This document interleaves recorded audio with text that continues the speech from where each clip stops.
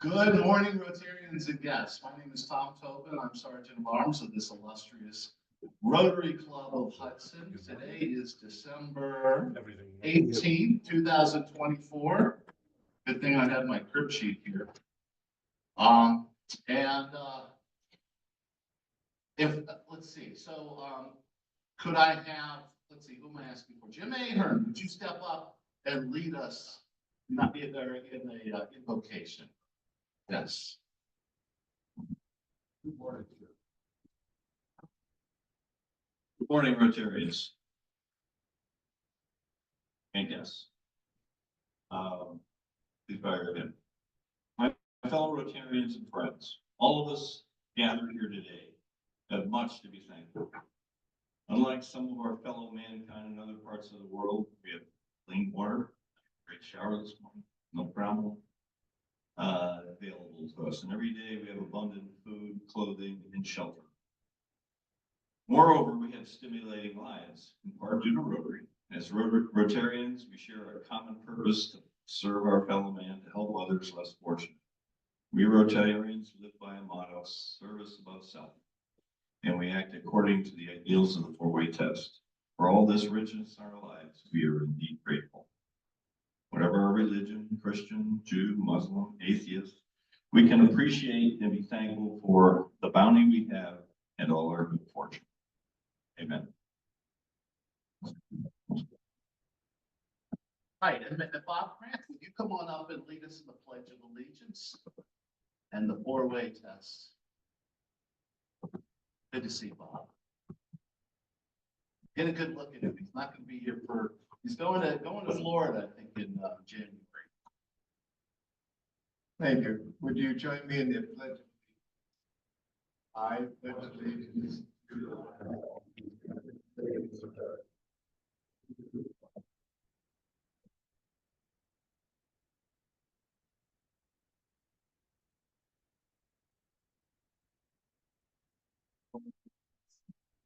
First, is the truth. Is it two? Is it third? Fourth. Is that all? Thank you. Thanks, Bob. I see we do have at least one guest here this morning, I think. Joe, what's your friend's name? Mike. Mike, good morning. Welcome to be with us. Thank you for being with us this morning. Yeah. And okay, so we're gonna invite the folks from Service Learning to come on up, and this is always a pleasure each month to hear the stories of our students and what's going on in Service Learning. Good morning. Good morning, Rotarians. Lovely, lovely. Happy holiday season to you all. Thank you to those of you who came out for policy presentations. Your feedback was invaluable. It was excellent. Thank you for the generosity of your time. So I'm going to introduce our first student. His name is Connor Sutton. I'll tell you about his semester insight. Hi, my name is Connor Sutton. I am at Laurel Lake, which is right around the corner in Hudson. One big thing that I feel like I am learning at Laurel Lake is more about like people communication, because since I'm at like a retirement home, a lot of these residents, especially in Crown Center, have dementia, and they find it hard to remember and communicate. And when I am walking around at Crown Center and talking to them, it's just really hard for them to communicate sometimes, and I find that my communication skills definitely increased, and the more I was at site, the more comfortable I got, and I am so lucky to be able to serve. And my communication skills from learning at site, talking with everyone there, are definitely going to carry on to the rest of my life and throughout college. And you guys are probably wondering what I'm doing in college, since I'm a senior now, and I am planning to study business at either Ohio State or Ohio University. So I am glad to talk more about that after this speech with all of you.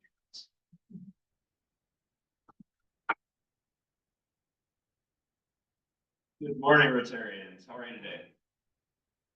So I want to do our annual invitation to you.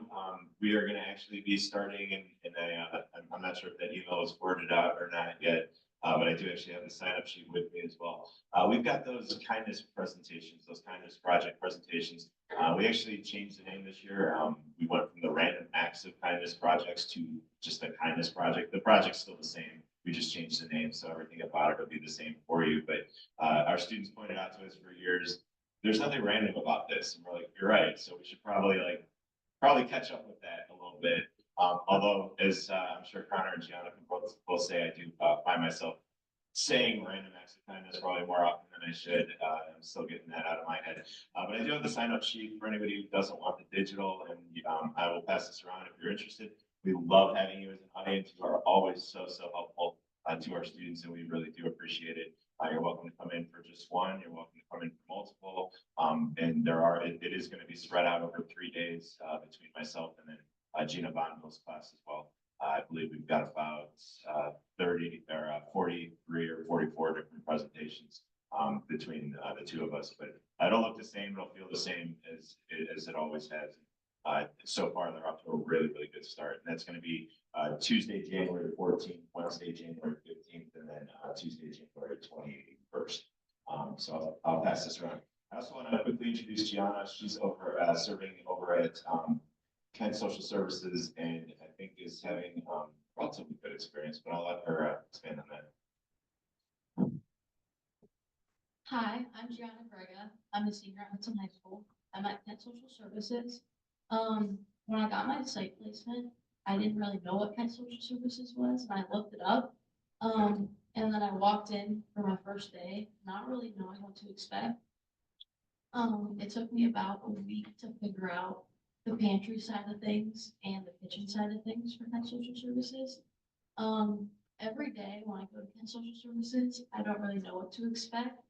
My supervisor just kind of tells me what she needs done. Sometimes I'm in the pantry restocking carts for people. Sometimes I'm back in the kitchen helping cut up food, serving a hot meal to people who come in. Sometimes I'm out there raking leaves, putting them into bags. I really love it at Kent Social Services.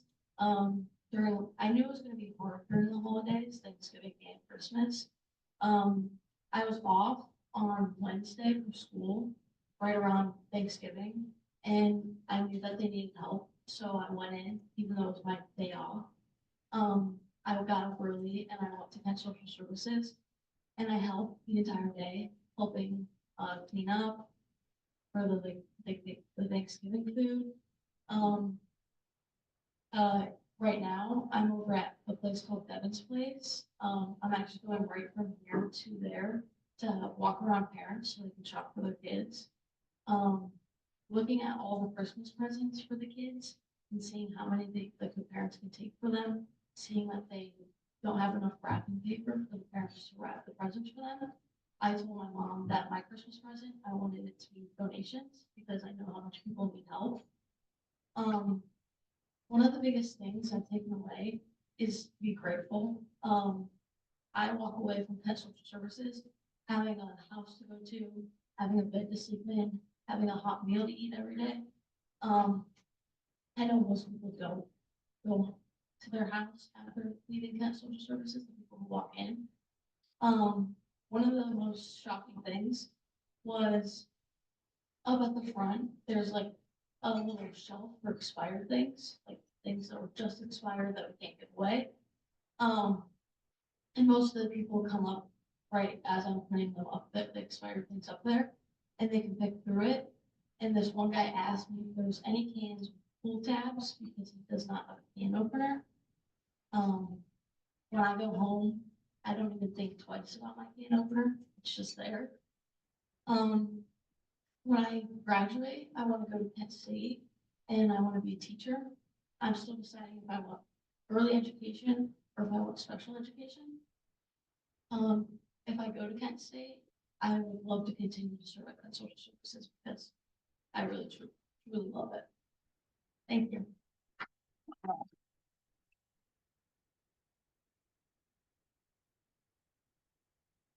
Thank you so much for having us. Good morning. Morning, Erna. Yeah. Because our speaker would typically be talking about things during the summer, so we want to get everyone acclimated to what July will be like, right? But it's a tad warm. I will shove all of the announcements to the end so we can get Bob up here and get started with what we can expect for next year for the Guardians. And to introduce Bob is Jim Lang. Kelly, good morning, Rotarians, and I was gonna wear my fantasy camp outfit today. But I thought it was gonna be too cold in here, because it's short sleeves and everything, but you're right, it's a little steamy. Anyways, Bob DiBiasio, I think a lot of you have, been here perennially, because he's one of our star speakers, at least one of mine. A little background about him, and I'm glad he updates me this way, because last time I think I missed how many years he had been with the Guardians. He's in his 46th season with the Cleveland Guardians, 47th in the Major League Baseball, in coming up in 2025. He started with the Guardians in 1979 as assistant PR director. He was then named PR director in 1980, vice president of PR in 1988. He's from Lakewood, Ohio, and was promoted to his current position in 2011. His lone season away from the Guardians was 1987, when he served as PR director for the Atlanta Braves. Bob serves as president of Cleveland Guardians Charities. He's president of the Greater Cleveland Sports Hall of Fame. He's a member of the board of directors of the Cuyahoga County Public Library Foundation, the Bob Feller Active Valor Foundation, and the Baseball Heritage Museum of Lake Park, or Museum at Lake Park. I don't know how you have time to go. I was the host of the At the Ballpark with Bobby D, which features stories of the colorful personalities and memorable moments of both Cleveland City at both Cleveland Stadium and West. It airs pregame every Sunday in the Guardians Radio Network. And in 1999, Bob was a recipient of the prestigious Robert O. Fischel Award for Public Relations Excellence in Major League Baseball, as well as being inducted into the Lakewood High School Distinguished Alumni Hall of Fame. In 1986, Bob was named Public Relations Director to the Sports Illustrated Dream Team, inducted into the Ohio Wesleyan University Athletic HOF in 2004. Bob graduated from Lakewood High School in '73. He earned a degree in journalism and education from the Ohio Wesleyan University in '77. While I was there, Bob was sports editor of the school paper, The Transcript, student sports information director, and did color on OWU football and basketball broadcasts. Bob also played 1 year of basketball and 2 years of baseball at Ohio Wesleyan. In '78, he earned his master's degree in journalism from the Ohio State University and started his stint as assistant sports editor of the Fremont, Ohio News Messenger before joining the Cleveland Indians. Bob and wife Penny reside in Solon, Ohio, have 2 adult children, Julie, married to Matt, and a granddaughter, Adeline, and son Patrick, and with his spouse Liz, and a grandson, Max. The grandchildren keep growing every year, which is good. Granddaughter Annie. Please join me in welcoming our favorite entertainer and speaker, Bob DiBiasio.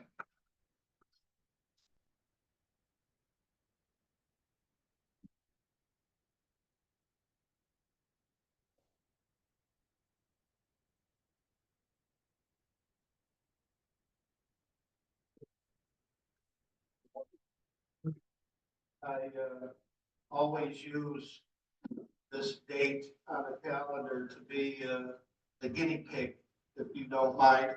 for my speaking appearance tour that begins officially today. And Jim, thank you. You read that just like I wrote it, so you're a good man. We look forward to sharing with you some of the exciting happenings within our organization in the game of baseball. We're just give you a few numbers. There'll be a lot of numbers thrown at you today. We're just 55 days from pitchers and catchers reporting to Goodyear, Arizona. We're 99 days till our opening day, March 27th in Kansas City. 111 days till opening day at Progressive Field, which will be, believe it or not, our 32nd opening day at Progressive Field and the 125th opening day as a charter member of the American League. We truly relish the fact that we are one of the oldest institutions in our city's history. What an incredible season we had last year in 2024. An incredible achievement by the youngest team in Major League Baseball, led by a first-year manager who earns Manager of the Year honors. So we have a little bit of video to show you to revisit some of the exciting moments from last season.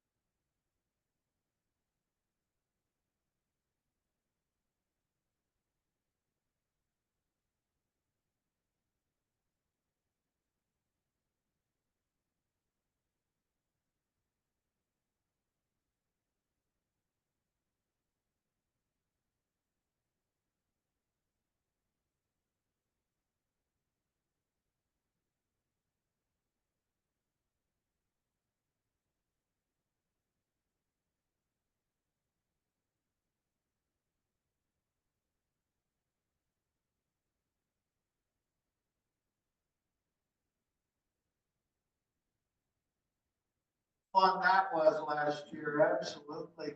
More than 2 million in attendance last season, the sold out summer weekends, creating an incredibly special atmosphere and obviously a remarkable, memorable postseason. At the corner of Carnegie and Ontario, which is the way now Hall of Fame broadcaster Tom Hamilton begins every radio broadcast with that phrase.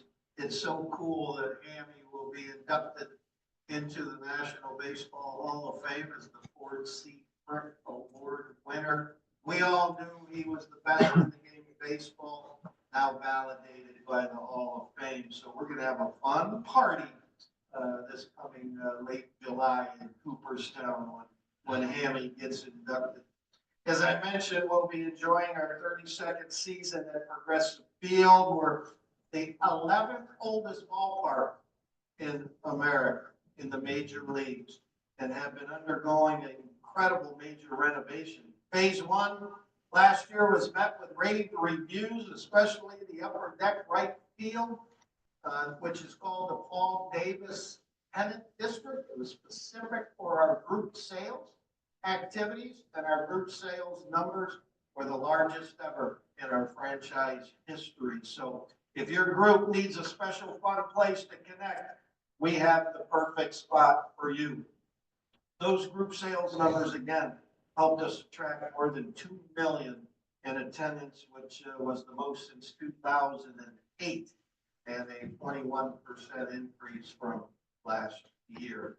As we look to 2025, we'll have a new look around the ballpark, phase two of our renovations, and our guys will be wearing new uniforms, a new uniform design look. So as always, you will also have a few new faces on the roster, which happens every off season. So let's start phase two of Progressive Field Reimagined. So if you could hit the play button, we'll roll a little bit video, and if you could turn the volume down, I'll talk over some of the things that we are looking at as we move forward here.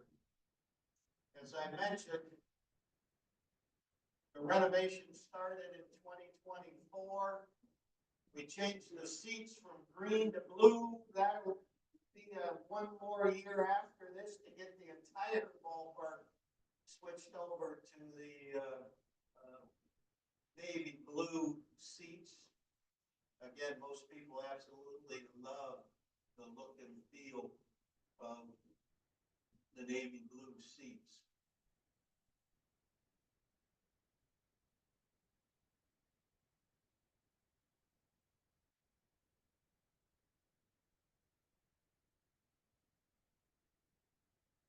This area here in the left field, terrace hall and terrace garden.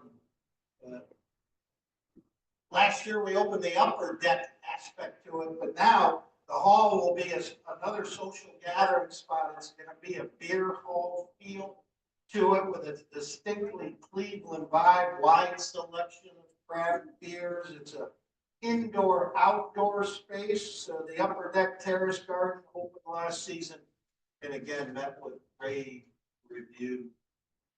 It'll be a wristbanded area, food and beverage provided in the terrace lounge.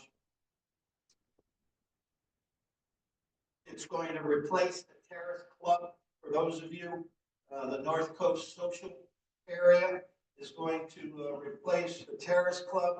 Again, now a open air.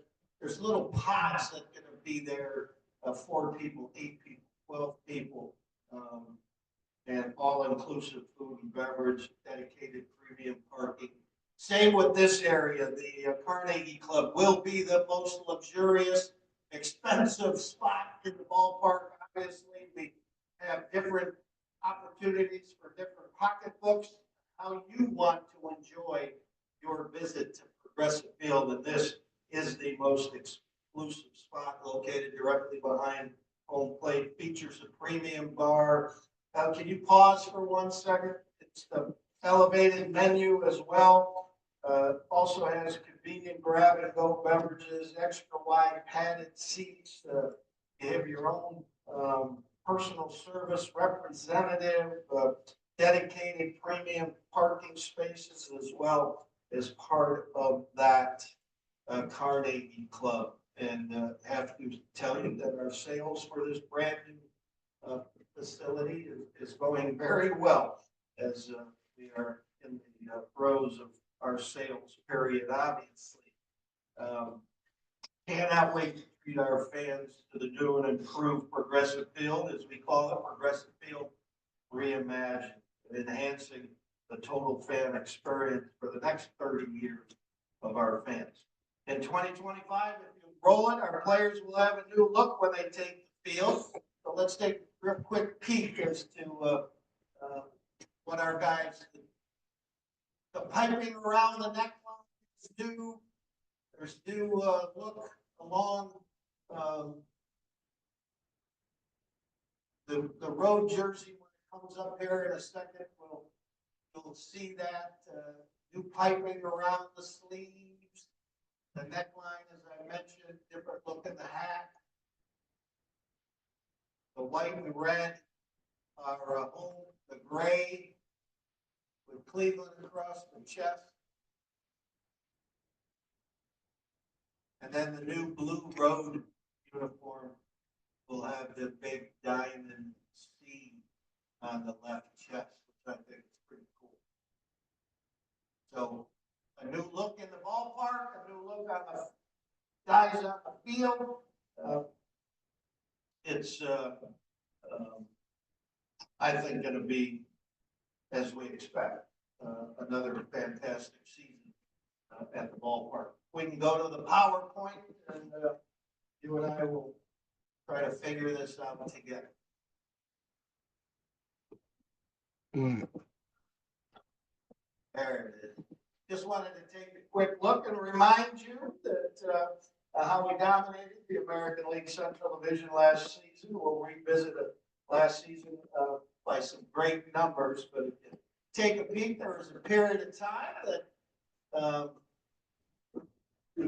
Kansas City and Detroit were dipping at our heels during the year, but we put them at arm's length. I think we spent 168, is it? Yes. So here's some 2024 season by the numbers. Second best record in the American League, beat the Yankees. 168 days in first place. We had the best home record in baseball, and we had 5 American League All-Stars.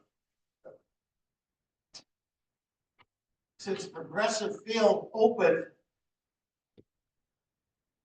we talk about a sustained winning culture, and one of the things that, as a result, as you see from the opening of Progressive Field, 12 Central Division titles, more than the Twins and the rest of our division, 14 postseason appearances. So almost every other year we're playing in the postseason, which I think is a pretty good indicator of the sustained winning culture. The last 12 seasons coinciding with Paul Dolan taking over from his father as the controlling partner and owner of the franchise. Also, a guy by the name of Tito Francona came in as our skipper in 2013. We have the 3rd most wins, 10 winning seasons in the last 12. 7 out of 12 times we've been to the postseason. How do we go about doing it? Well, we're focused on 3 things. It's the same. We talked about this last year for those of you who are still in the business world. What's the most important thing about having a successful business? And that's taking care of your people. How do we go about doing it in the baseball world? It's we acquire good quality people, talented young men. We develop them, provide them every resource possible, and then you have to give those people an opportunity, in our case, give these young players an opportunity to show what they can do. It's no different than any other business that's out there. So the Dolan ownership, let's just take a quick peek at this. 24 years, longest tenured owners in the history of our franchise. The chart shows we consistently put ourselves in a position to be a division winner, as well as then play October baseball. There's two economic realities in the game of baseball we've talked about. With no salary cap, you have your big markets and you have your small markets. The big markets was evidenced this year when Juan Soto got more than $700 million for a 15-year contract from the New York Mets. I challenge you, if you wonder why the dollars and cents are a little different, it's all because of no salary cap. There won't be one in the game of baseball, the Players Association. It's a very strong, baseball's worked hard to get competitive balance with certain things that they're doing in the game, which we'll talk about in a second. But if we do as much as we possibly can within those guidelines. I challenge you to tell me any small market team that has signed a big name. It just doesn't happen. And just the economic reality of our sport. So how do we go about being a consistent winner? I think the things that's most important on this slide, in the last 24 seasons, we have the 7th most wins in all of baseball. I think that's pretty darn good when you consider 5 of the 7. The only other team in the top 7 in our market size is the Cardinals, St. Louis. All the other 5 teams are who? The New York teams, Chicago, Boston, Atlanta, Houston, all the big markets. So that's a pretty cool thing. And 3rd most in the American League behind the Yankees and the Red Sox. How do we go about doing what we do to create a sustained winning culture? We have 7 campuses. Progressive Field, Goodyear, Dominican Republic, 4 minor league clubs. I mentioned the idea that there's a competitive balance aspect to the game of baseball. There was a time when the New York Yankees had 10 farm teams, and we had 5. Well, baseball decided that every team should only have 4 to have competitive balance. Only 165 athletes in your system. So the Yankees used to have 265 athletes, and we'd have 200. So they could go out and find that diamond in the rough, spend more money internationally. But we have 165 athletes, more than 250 staff members taking care of those 165 athletes. The way we can compete is we spend all of our money on the resources necessary in analytics, technology, state-of-the-art equipment, strength and conditioning, nutrition. We have sleep coaches. We have sports performance coaches. We have it all to make sure that we're creating that talented, holistic player who becomes championship caliber. If you care about your people, and again, this is in every business, care about your people, you're going to provide them all the resources necessary to succeed. I want to throw this one out one more time. Since 2013, last 12 seasons. Let's let that sink in. If nothing else sinks in today, this is the one I want to have you think about our market size, how we've gone about doing our business for more than a decade. If you notice, it's 21 games different between the Yankees and us over 12 years, and they've spent $1.5 billion more on players than we have in 12 years. Pretty remarkable. Again, it shows how our guys, Chris Antonetti, Mike Chertoff, and the guys that run our baseball operations, and with Paul Dolan providing those internal resources on how we go about doing our business is a whole lot different than those 2 guys above us. Manager of the Year, Stephen Vogt. It really is remarkable to me as I sat back and watched the first year manager. I happen to know Tito prior to him becoming our manager, so it was such a remarkable, wonderful experience to be with him for 11 years. Have his dad, before he passed away, come into the clubhouse and hang with his son, and the connecting of all the generations when other players former players would come in and hang with Tito and his incredible style of managing. And how would this new guy handle the first year? Never managed before at the minor league level, college level, anywhere. He'd only been 2 years removed from actually being a player. So to watch him deal with his 15-person coaching staff, watch him deal, we had 50 players, different players come up and down during this season, from Columbus and Akron and through signings and such. So he dealt with 50 players, 15-person coaching staff, our analytics department.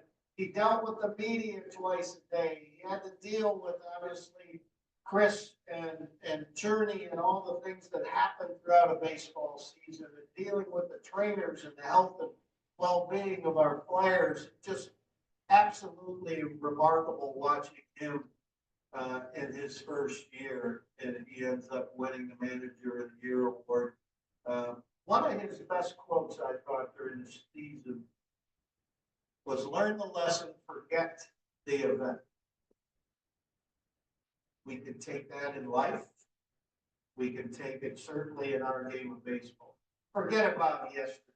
The moment that game's over, learn from it, whether it's a win or a loss, and then forget. Move on to the next day. What life's really about. We look forward instead of backward. He was the 5th Cleveland manager to win 90-plus games in his first full season. Not a bad group. Tito, Charlie, Al Lopez of the 50s, Tris Speaker, all the way back into the 20s. Now we talk about Jose Ramirez. We were once again led by the most remarkable, we believe, player in baseball. He just missed having becoming only the second person in the history of the game of baseball to have a 40 homer, 40 doubles, 40 steals season. He became just the second one to get to 39. Our last game of the season was rained out on that Sunday before the postseason. So he was cheated out of one game where I know in his 4 at-bats he was going for the long ball. He was going to get on base and try to get the things going, but he had 41 steals. He's climbing the ladder to be one of the all-time greatest players in the history of our franchise. As you can see, he's already number 2 in home runs. He's number 3 in extra base hits, 4 in stolen bases and total bases, and then 7th in RBIs and runs scored. The coolest thing about Jose is we get to see him do this for at least 4 more years as he signed through 2028. We had the best bullpen in the Major League Baseball last year. I think if there's one, if not always, that one item of a baseball team is what carries you through a successful season. But our bullpen was easily the most dominant in the game of baseball. And Emmanuel Clase, Hunter Gaddis, Cade Smith, our lefty Tim Herron, the last 3 guys, all rookies, really stepped up and did an incredible, phenomenal job. We had the lowest ERA in club history since '54. And if you think back to, again, how long we've been around, it was the 3rd lowest since 1917. The lowest batting average against our bullpen, and we use them a lot, as you all know. If you're a fan of our team, our bullpen was coming in the 5th, 6th inning pretty regularly. We had a lot of guys have 70-plus appearances, which is a lot. We lead on our bullpen. And with 60 innings of 3 or more scoreless innings, we were number one. Let's talk about the year Emmanuel had. Once again, number one in the American League, one of the absolute elite pitchers in the game of baseball today. 47 of 50 save opportunities, becomes our franchise all-time saves leader. 47's the single season high, 157 in his career. Number one, bypassed Cody Allen to become our franchise leader. And that last item here, pretty interesting. 1.67 ERA is the lowest in the history of Major League Baseball with a minimum of 250 innings pitched. A remarkable talent that also we get to see. We have signed with club options through 2028. So another 4 more years of the best closer in baseball. So let's talk a little bit about rule changes. We're now in our second full season of these rule changes, of implementing new rules that I certainly believe 2 years ago, 2023 is going to go down as one of the most historic seasons, years in the history of our game, as it changed the focus of who we are as an industry on the field. The pace of play, the pitch clock, specifically helping the pace of play. We became a very boring game for about 15 years and finally had to do something about it. Pace of play was the number one item. The pitch clock implemented, people saying, how can you dare, affect the game in such a dramatic way? Well, we went from averaging 3 hours and 5 minutes, 2 hours and 36-minute game, which was pretty cool. Those are 1980s time game numbers. I think our fans have really enjoyed it. One of the things that, from a business perspective, when we first saw this in action in spring training 2 years ago, people would go to the concession stand and they'd miss 2 innings because the games are going so fast. And I'd call back to our concessionaire and I'd say, we have an issue that we're going to need to deal with. We have monitors all around Progressive Field, so you're not going to miss the action. But you didn't come there to watch it on television, except for those people in the corner bar that hang out, watch the game on TV, stand up and cheer when they hear people out the ballpark cheer. But the fans' behavior was pretty interesting. What ended up happening, because they didn't spend as long at the ballpark watching the game, they ended up showing up a half hour to just hang, get something to eat, drink, walk around the ballpark, get settled. We obviously know with the barcode on your ticket, on your phone, we know exactly the moment you walked in the building. We know exactly to the thousands how many people for a 7-10 game at 6:25, how many people are actually in the building. We know where you are, what you're purchasing, so we can be prepared for you down the line. So if we know everybody's going to Momocho's pulled pork nacho stand before the game, we better have that place up and running and fully staffed so people can get what they want. But the behavioral patterns of fans has been pretty interesting with the pace of play. The no shift rule, the infield has 2 on the right side of second, 2 on the left side of second. Their feet have to be on the dirt. Really helped with a lot of action on the base paths. The larger bases went from 15 square inches to 18 square inches, which in the mindset of offensive coaches and players, more stolen bases, which happened. We had 3,617 stolen bases last year. That was the most in the game of baseball in 109 years. And the success rate of stolen bases was at about 80%.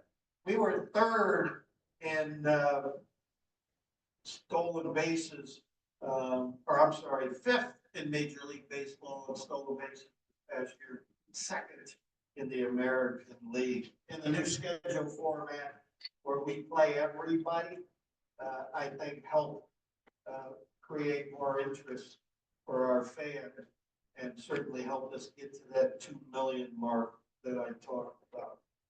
Now we'll talk about business. We have 6-packs available to you, season tickets available, flex voucher plan. So the flex voucher plans, 20 games, 40 games. The cool thing about that, if you have somebody in your family who's a big fan and you want to take care of them with a tremendous gift, the 20-game flex plan, you could use 8 tickets, up to 8 tickets for a single game. That's the flex part. If you bought 2 of these, you don't have to just use 2 tickets for 20 games. You can use 8 of them for a game to get a bigger group together. The 6-packs, you build your own. You figure out which games you want to come to, and we've got it for you. Right now, opening day tickets are on sale for a stocking stuffer. If you want to do that for the baseball fan, the Guardians fan in your family, as you can see, you can call somebody and talk to somebody live at 420-HITS or go online to get all that done. Obviously, our promo calendar not completely filled yet with specifics, like exactly when the Hawaiian shirt day's coming and things that what bobbleheads we're going to do. Although I do believe we're doing a Larry Doby bobblehead on July 5th. We're actually home, which again marks the day that he broke the color barrier in the American League back in 1947. But we will have everything that you've come to love from us, the Rock and Blast, the bobbleheads, the free shirt Fridays, etc. This will probably be announced early February with single game tickets going on sale mid-Feb. We talked about community impact. Our 2 young people here today who are really inspirational in the sense that they understand service to others could be one of the most important things we can do in our life, especially when you get older and in leadership positions. Service to others is the most important aspect of being a leader, in addition to being authentic and genuine and embracing other people's individualities. Service to others is what matters. So kudos to you guys for what you're doing. Our community impact, again, it starts at the top. Starts with the Dolan ownership, 5-generational Cleveland family with a philanthropic mission for 5 generations in our town. And it just is one of the most important aspects of who we are. You can look at these numbers to see how many engagements and how many youth have been impacted through the efforts of, we fully fund the Cleveland Metropolitan school districts, baseball and softball program, all 11 high schools. There would be no baseball or softball in the city of Cleveland if it wasn't for us. We fully funded 100%.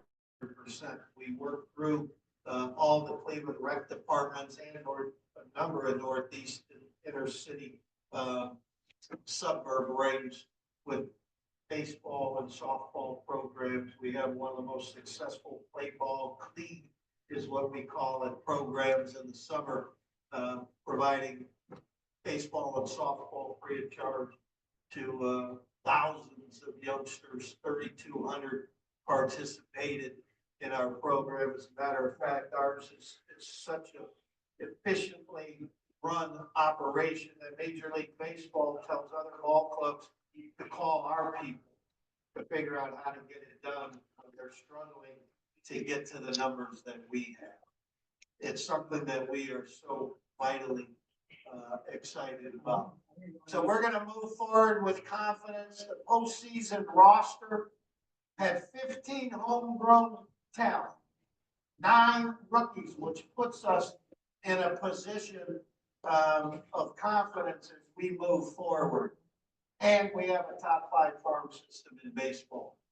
All 3 of our Ohio farm teams, AA in Columbus, AAA in Columbus, AA in Akron, and Class A, all were in their respective World Series. They were in their respective championship series.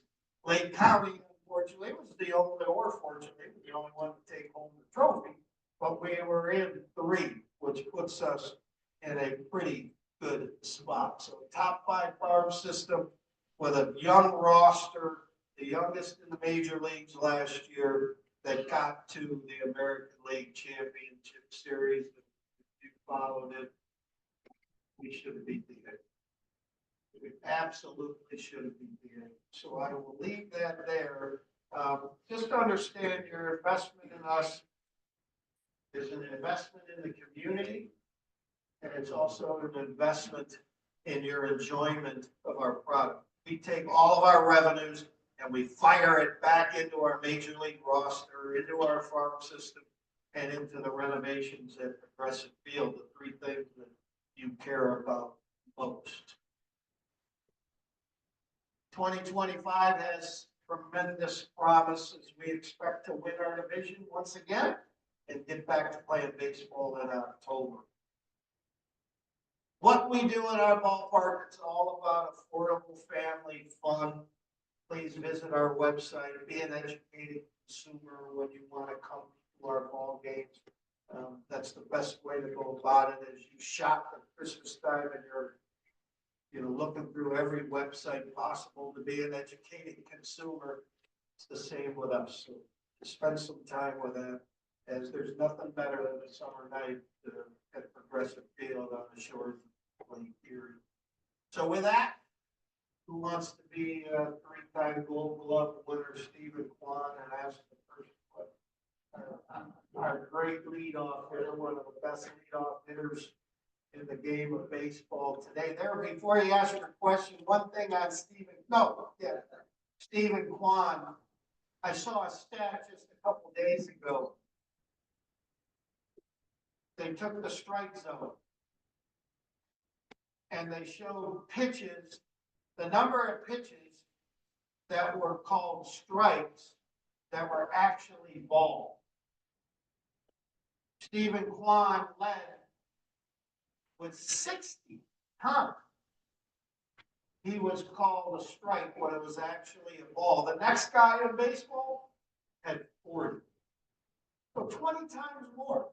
So hopefully he gets the umpire, that gets the umpire's attention that this kid knows the strike zone. He's pretty remarkable. He's a little guy.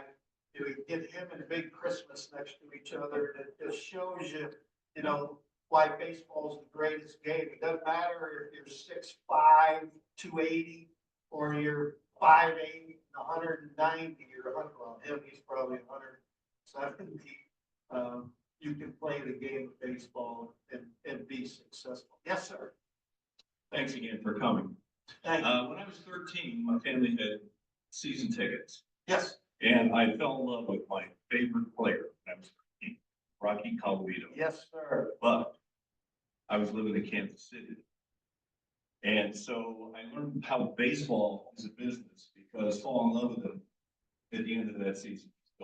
Yep. And I still try to follow him. Man, how can he do that? Yeah. Anyway, he passed away just a week and a half ago. Do you have any comments about Rocky? I do. I could spend another hour talking about my childhood. Just like you, although my 2 older brothers, I have an older brother 6 years older and an older brother 3 years older. So they remember Rocky, all of our favorite player, and they remember him in the late 50s. I don't remember Rocky much. I was 9 when he came back at 65, because he was my mother's favorite player, and he was my 2 older brothers' favorite player. He was my favorite player. Couple things about Rocky being a generational hero. One of the things that this job has afforded me is you get an opportunity to have your childhood idol become a dear, dear friend. Rocky and I probably talk once a month. He loved our baseball team, would always call and ask about, how's this guy doing? How's that guy doing? I saw the other night, I listened to Tom Hamilton. He adored our franchise. He always said, I thank God for allowing me to play in Cleveland. He adored our fans, and our fans obviously adored him. The funny thing about Rocky, two things that always I share with people. One is Cy Bynack was our clubhouse guy for 45 years. So he dealt with hundreds of baseball players. And I asked him one time, who had the cleanest locker? Because a lot of guys, their lockers look like a teenager's room in their house. No. And I knew the answer, but I wanted to get it verified. Who had the cleanest locker? So didn't miss a beat, said Rocky. Rocky was a perfection. Every pair of shoes had to be perfect at the bottom of the locker. His undershirts, short sleeve, long sleeve, home jersey, then the pants, all in a line every game. All his toiletries and the shelf above were always a line. He was the most meticulous, perfect guy. He was a ruggedly handsome, charismatic guy. He would tell his wife, Carmen, after a home game at Cleveland Municipal Stadium, if it wasn't a game, they had to get on a bus to take off to another town for a road trip. He would tell his wife, Carmen, I need 2 hours. Notoriously slow dresser, shower, deal with the media, deal with the trainers. And then the second hour, he would sign autographs for an hour after every game. And being the most meticulous guy, he would pick out a kid and make him stand in front of him as a scrum is created, and he'd yell at all the kids, line up. I'm gonna autograph, give everybody an autograph, but everybody has to be lined up and do this orderly. That was the perfectionist in Rocky Colavito, one of the most prolific home run hitters.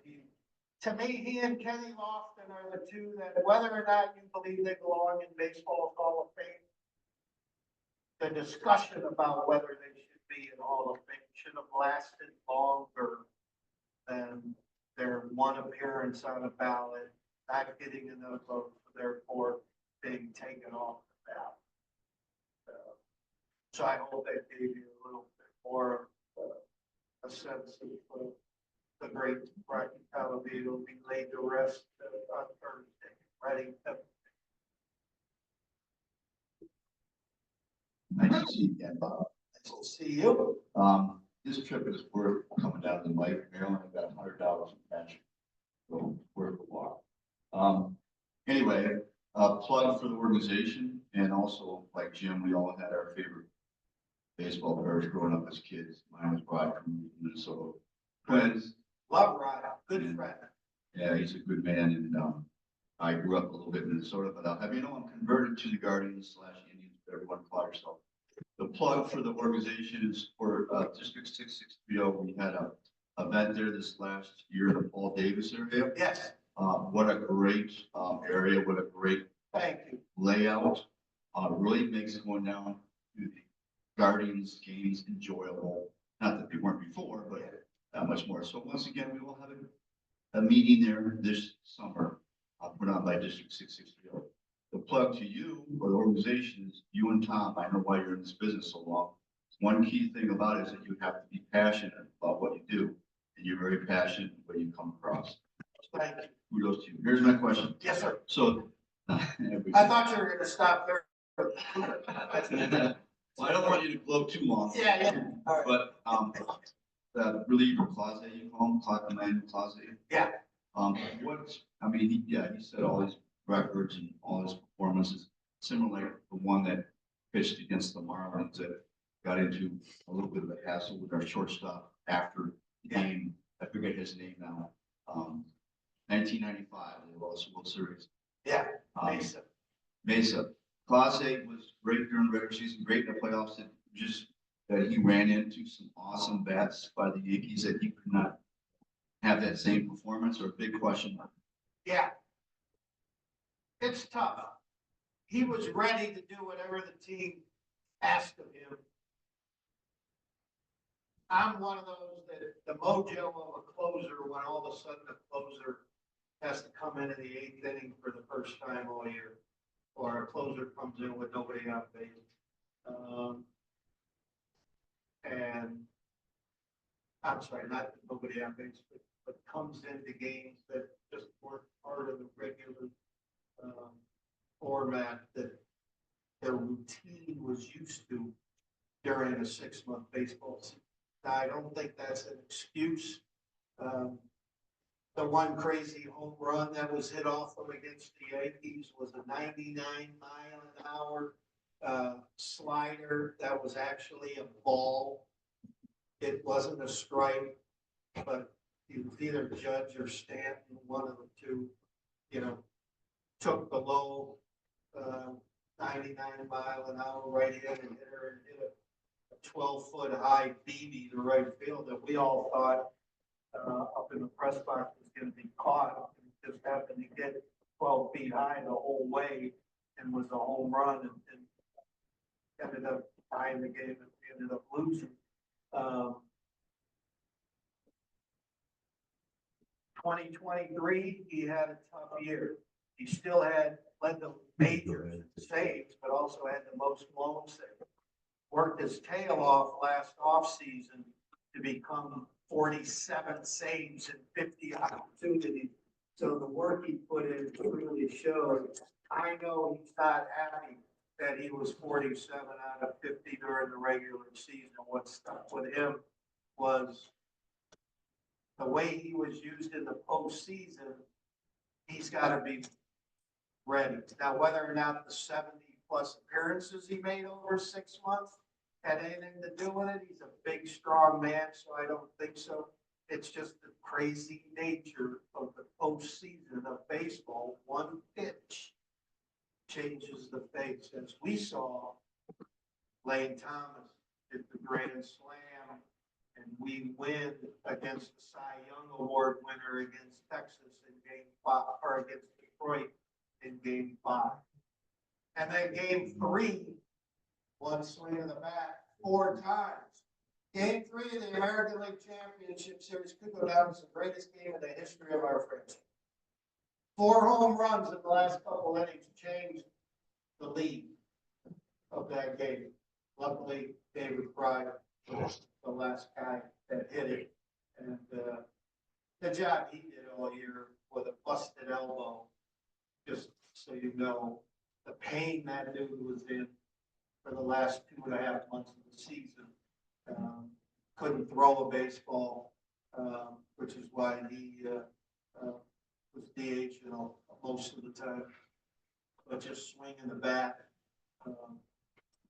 just a gutsy performance and big time performance by him. One thing I'd like to mention is our TV situation. We've made the decision to go with Major League Baseball to produce and distribute our games. Our contract with Valley Sports now, Sports has concluded, which is why those of you who are really into us, we would show our games throughout the winter. Guardian Rewind. They're not happening because they don't have the rights to show our games on TV. We're not a partner.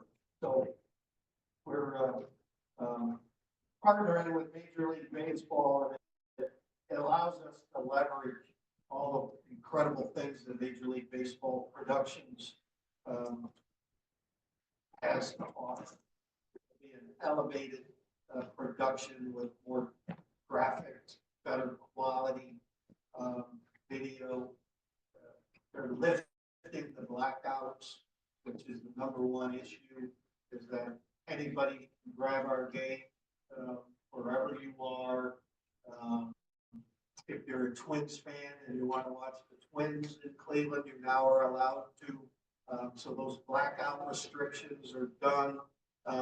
But the coolest thing about it is more people through Major League Baseball, being our producer and distributor, more people in our region will have access to our game. And how all that's gonna be done, we'll announce that in January as they're working through the distribution aspect of what channels you should go to. If you've got rid of Spectrum and you're a Dish customer or a YouTube customer, or how you go about getting your Guardian game. So, once again, I think we are in percentage of televisions in areas.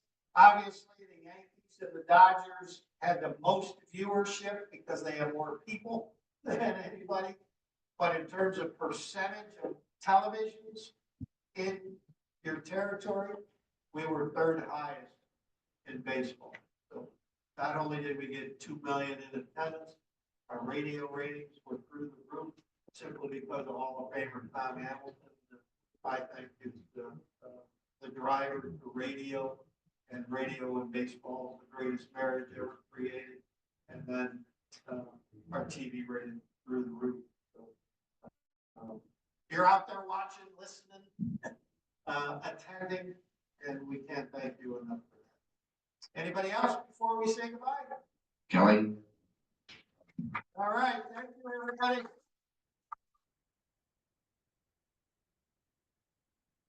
Thank you for being the guinea pigs.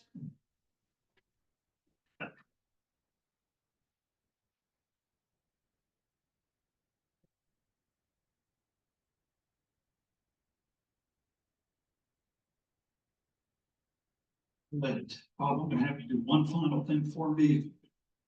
Pick a ticket out of here.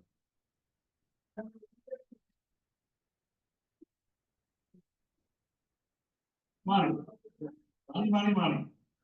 All right, just a few announcements. First and foremost, from my family to yours, everyone have an absolutely wonderful and Merry Christmas. Also have a healthy and prosperous new year in 2025. We won't see each other until January 8th, I believe. So again, no meeting on the 25th, no meeting on the 1st. The board meeting this month, I think everybody kind of knows that. Keep in mind that the board meeting would typically be the 1st in January, so we'll need to determine the date for a board meeting in January. Thanks to everybody that rang the bell over at Acme. I assume Jim it went very, very well for Salvation. Great. They sent out an email to those that were, if you read the bylaws, that were to receive it for the state of the officers and directors for 2025.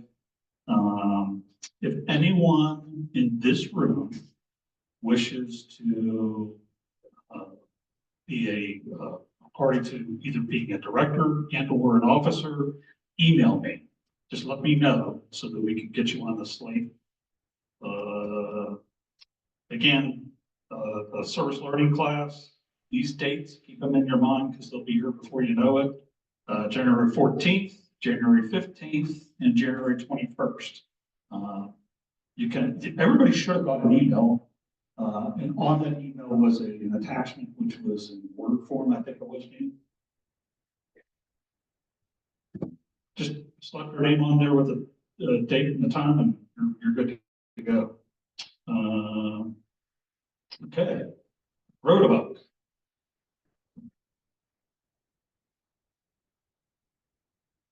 Three, 0, 0, 6.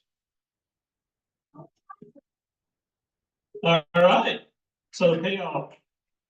$7 today, 155 is the jackpot. Gil, I think you want to stick your hands in this stuff.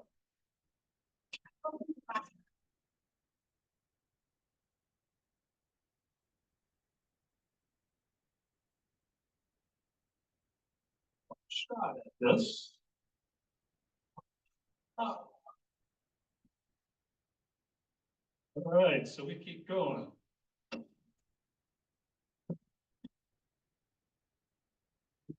And you're all waiting for this. Useless but important facts. You're going to be the most educated group of people in the free world. Santa. He has reindeer. Does anyone know whether Santa's reindeer are female or male? You know the names. Don't sound like female names, but yes, they're not horns. Antlers. The answer is yes, they would be female. Males lose their antlers during this time of the year. Females do not. So the next time you see Rudolph, Rudolph is not what you think he is. And with that, everyone have a wonderful and enjoyable holiday. We'll see everybody here on the 8th. Be good, be careful.